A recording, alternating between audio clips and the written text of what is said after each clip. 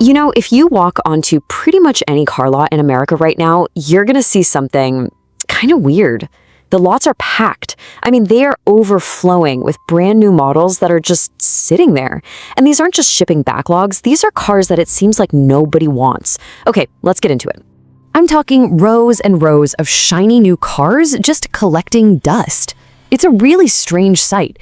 Billions of dollars worth of inventory just waiting. It feels like the whole era of empty lots and crazy dealer markups is officially over, and it's been replaced by this new and honestly kind of growing problem. So what's the deal? Is it the economy, high interest rates, or is there something about these specific cars that's turning people off? Well, that's what we're going to do here. We are going to break down the data to see exactly which cars are the absolute slowest sellers in the entire country, and more importantly, why. Okay, to get our heads around this, there's one key number you gotta know: market day supply. This metric, which comes from data from CarEdge, basically tells us how many days it would take for a dealer to sell every single unit of a car they have in stock, assuming sales keep going at the current rate.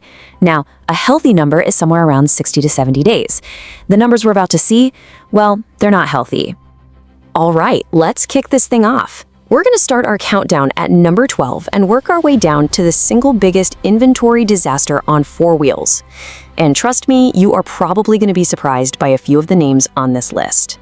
So starting us off at number 12 is the Jeep Gladiator with a pretty chunky 19 days of supply. The big problem here is really an identity crisis. It's trying to be a Jeep and a truck, but it kind of fails at being great at either. I mean, that solid front axle is awesome for crawling over rocks, but on the highway, owners say the steering just wanders all over the place. Plus, its bed is too small to be a really useful truck, and that 3.6-liter Pentastar engine has this nasty reputation for failing lifters, which can just wreck the whole engine over time. Sliding in at number 11, we've got the Mitsubishi Eclipse Cross, sitting at 200 days. Okay, first off, Mitsubishi just annoyed its whole fan base by taking the legendary Eclipse name and slapping it on a pretty boring crossover. Second, the inside feels like it's a decade old. But the really wild part, and honestly this is terrifying, is that owners are reporting the collision mitigation system can just randomly cut your acceleration when you're merging onto the highway. Yeah, a car that actively fights you is a tough sell. And at number 10, the Hyundai Sonata with 201 days of supply. Now you might be thinking Hyundai's been on a hot streak, but the brand is still kind of haunted by the ghosts of its old engines. The ones famous for, well, blowing up. But the real story has changed. Now owners are saying that dealerships have become super adversarial, fighting them tooth and nail on warranty claims. When you break that trust, people they stop showing up. Oof, this one's gonna sting a little. At number 9, the Ford Mustang with 202 days of supply. The problem here is just simple math. The new generation is widely seen as kind of a lazy facelift with a big polarizing screen inside. So think about it. Why would you spend over 50 grand on a new GT when you can find a more special, better handling used Mach 1 or even a GT350 for under 40 grand? The answer is you wouldn't, and people aren't. Okay, so now we're starting to climb into the next tier of this countdown. The supply numbers are getting bigger, and the reasons these cars aren't selling are shifting from just, bad decisions to some really major fundamental flaws. Number 8 is the Mazda CX-90 with 206 days of supply. Now, this was supposed to be Mazda's big leap into the premium market, but it's getting completely torpedoed by first-year reliability problems. We're talking jerky transmissions, radiators that leak, and even hybrid batteries failing before the first oil change. And here's the kicker. Even though lots are full of these things, many Mazda dealers are just refusing to negotiate on the price. It's a total standoff. At number 7, we have the BMW 8 Series. And this slide pretty much says it all. Buying one of these new is, and I'm not exaggerating here, financial suicide. Just look at the chart. A new one costs about $112,000. 3 years later, that same car is worth about $55,000. You lose over half its value. Even people with that kind of money don't like setting it on fire. Okay, on to number 6, the Hyundai Santa Cruz at 222 days. You can sum up its biggest problem in just 3 words: the Ford Maverick. Ford's little truck is cheaper, it's more practical, and it doesn't have the Santa Cruz's deeply flawed transmission that owners say shudders, lurches, and can even be dangerous on hills. You throw in a cheap, rattly plastic interior and kinda lousy gas mileage, and you can see why everyone's just buying the Ford instead. Cracking the top 5 is the Mini convertible, sitting around for 224 days. The whole Mini brand was built on being these fun, affordable, go-kart-like cars that you could get with a manual. But now, the manual's gone, and the price is a mind-blowing $45,000. So the question is, who is this for? The young, fun-loving buyers can't afford it, and the older buyers with the money want something that's, more practical. Mini completely lost the plot. All right, here we go. We have reached the top 4, and these aren't just cars with some problems. These are what the market considers to be absolute disasters. From here on out, the market day supply numbers just get staggering. We're talking about a complete rejection by car buyers. At number 4, the Buick Envision is hanging around for 267 days. The problems here are kind of twofold. First, it's made in China, and owners describe the quality control as a coin flip. Some are fine, but others have software updates that just completely brick the car, leaving them stranded. And second, after all these years of trying to be cool, Buick just can't shake that old person's car image. They're just not attracting younger buyers.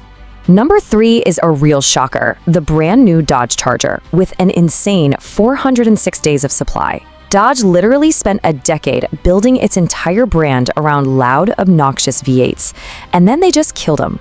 The new car is way heavier, it starts 20 grand higher than the old one, and it's got this new Hurricane engine that's not only unproven, but is already getting reports of issues. They basically told their fans to get lost, and, well, it looks like they did. And our runner-up for the slowest selling car in America is the Jeep Grand Wagoneer at an unbelievable 463 days. So Jeep wants over 100 grand for this thing, but it is just riddled with issues. That same Hurricane engine from the Charger, yeah, it's reportedly failing completely in these. The build quality feels cheap, and in one of the most baffling design choices I've ever seen on a giant family SUV, there are no AC vents in the roof for the rear passengers. It's a luxury price with none of the luxury. And now for number 1, the single most unwanted, slowest selling vehicle in the entire United States, with a market days supply figure that is genuinely hard to believe. It is the Volkswagen ID.4 with 480 days of supply. Just let that sink in for a second. That is over a year and 4 months just to sell the ones they already have. It's a complete catastrophe. So why is the ID.4 such an epic failure? It's just this cascade of terrible problems. There's a simple 12-volt battery flaw that can completely brick the car, turning your $50,000 EV into a giant paperweight. The infotainment system is famously slow and buggy.